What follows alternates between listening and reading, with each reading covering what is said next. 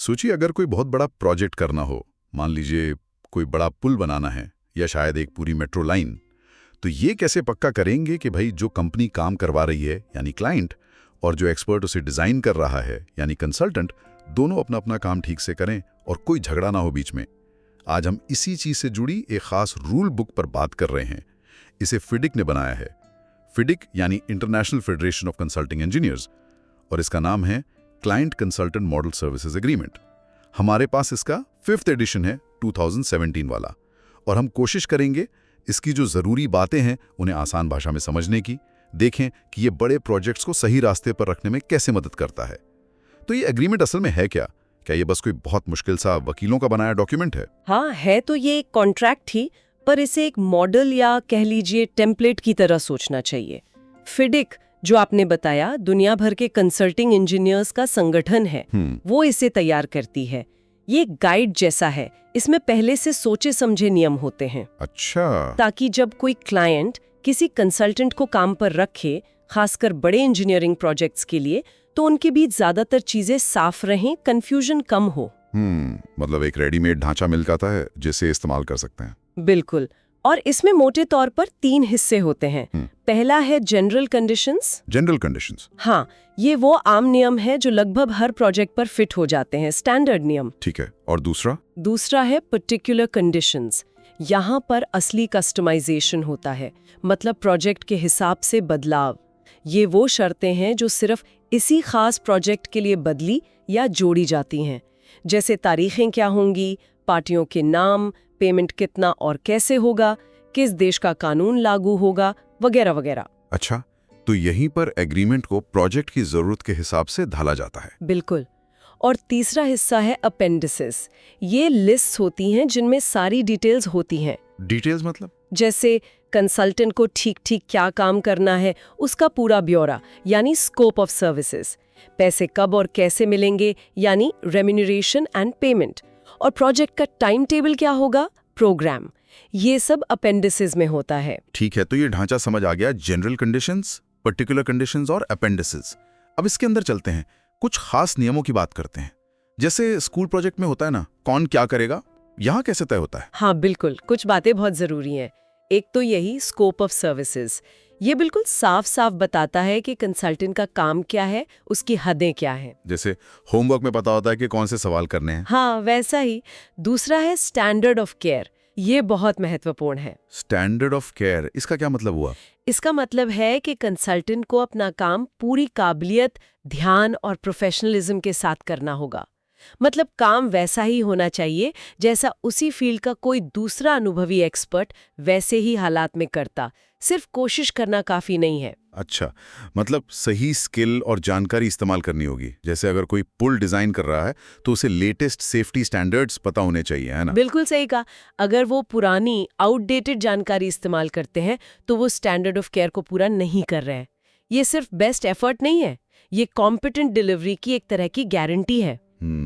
और क्लाइंट की भी तो कुछ जिम्मेदारियां होंगी। हाँ बिल्कुल, क्लाइंट को सही जानकारी देनी होती है, समय पर पेमेंट करना होता है, और जहां जरूरत हो कंसल्टेंट को सहयोग देना होता है। और अगर काम के बीच में कुछ बदलना पड़े, वो अपने वेरिएशंस का था शायद। जी, वेरिएशंस। अगर काम में बदलाव की जरूरत पड़ती है तो उसके लिए भी नियम है। उसका प्रोसेस क्या होगा, पेमेंट पर क्या असर पड़ेगा, ये सब। और पैसे की बात, पेमेंट के लिए भी साफ लिखा होता है कि कंसल्टेंट को पैसे कब मिलेंगे, कैसे मिलेंगे। और अगर क्लाइंट पेमेंट में देर करता है तो क्या होगा, जैसे ब्याज लगेगा या नहीं। ये सब पहले से तय होना जरूरी है। अच्छा, और मान लीजिए कोई प्रॉब्लम हो जाए, कोई झगड़ा हो जाए दोनों पार्टीज में। हाँ देखिए, झगड़े तो हो सकते हैं, तो उसके लिए भी एक सिस्टम है डिस्प्यूट रेजोल्यूशन का। कोशिश ये रहती है कि मामला कोर्ट कचहरी तक न जाए। उसमें टाइम और पैसा दोनों बहुत लगता है। सही बात है। तो पहला कदम है एमिकेबल सेटलमेंट, मतलब आपस में बातचीत करके दोस्ताना तरीके से सुलझाना। ठीक है, और अगर उससे बात ना बने तो फिर एडजुडिकेशन का रास्ता होता है। इसमें एक न्यूट्रल एक्सपर्ट, मतलब कोई बाहर का व्यक्ति जो मामले को समझता हो, वो जल्दी से एक फैसला देता है। ये बाइंडिंग हो भी सकता है, नहीं भी, ये एग्रीमेंट पर निर्भर करता है। अच्छा, और अगर उससे भी हल ना निकले तब आर्बिट्रेशन का विकल्प आता है। ये कोर्ट जाने से पहले का एक फॉर्मल तरीका है जहां एक या ज्यादा आर्बिट्रेटर्स फैसला सुनाते हैं। समझ गया। तो एक पूरा प्रोसेस है झगड़ा सुलझाने का। अच्छा, ये तो ही आपसी झगड़ों की बात, लेकिन कभी कभी ऐसी दिक्कतें आ जाती हैं जिन पर किसी का कंट्रोल नहीं होता। जैसे मान लीजिए कोई बहुत बड़ी बाढ़ आ गई या कोई लंबी हड़ताल हो गई। हाँ, उन्हें एक्सेप्शनल इवेंट्स या पहले फोर्स मेजोर कहते थे। एग्रीमेंट में इनके लिए भी नियम होते हैं। ऐसी स्थिति में क्या होगा, किसकी क्या जिम्मेदारी होगी, क्या टाइम बढ़ाया जाएगा, ये सब। अच्छा, और भी चीजें हैं, जैसे प्रोजेक्ट की जानकारी गोपनीय रखना यानी कॉन्फिडेंशियलिटी, किसी भी तरह की बेईमानी या रिश्वतखोरी से दूर रहना, एंटी करप्शन के नियम। और हाँ, एक और बहुत जरूरी चीज है, बीमा, इंश्योरेंस। इंश्योरेंस किसका? कंसल्टेंट का, खासकर प्रोफेशनल इंडेमनिटी इंश्योरेंस। कंसल्टेंट को अक्सर ये लेना पड़ता है ताकि अगर उनकी किसी प्रोफेशनल गलती से क्लाइंट को कोई नुकसान हो जाए तो बीमा कंपनी उसकी भरपाई कर सके। ये क्लाइंट के लिए एक तरह की सुरक्षा है। हाँ, ये तो बहुत सारी बातें होंगी।